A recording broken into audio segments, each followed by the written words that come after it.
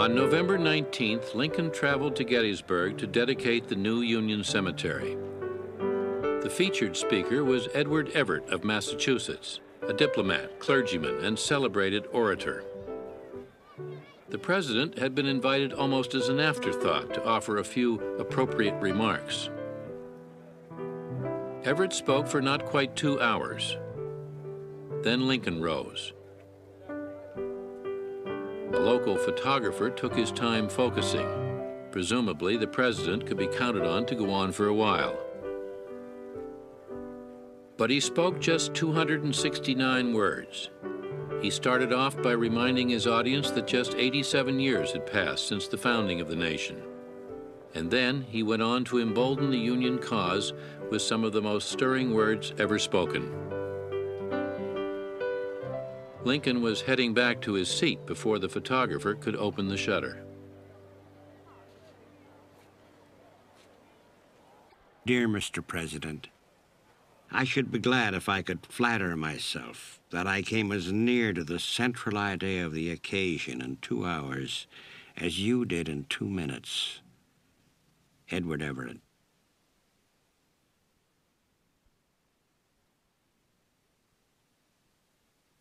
Fourscore-and-7 years ago, our fathers brought forth upon this continent a new nation, conceived in liberty and dedicated to the proposition that all men are created equal.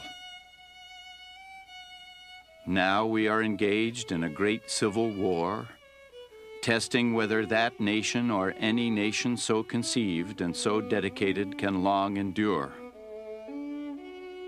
We are met here on a great battlefield of that war. We have come to dedicate a portion of it as a final resting place for those who here gave their lives that their nation might live. It is altogether fitting and proper that we should do this. But in a larger sense, we cannot dedicate, we cannot consecrate, we cannot hallow this ground. The brave men, living and dead, who struggled here have consecrated it far above our poor power to add or detract. The world will little note nor long remember what we say here, but can never forget what they did here. It is for us, the living, rather to be dedicated here to the unfinished work which they have thus far so nobly carried on.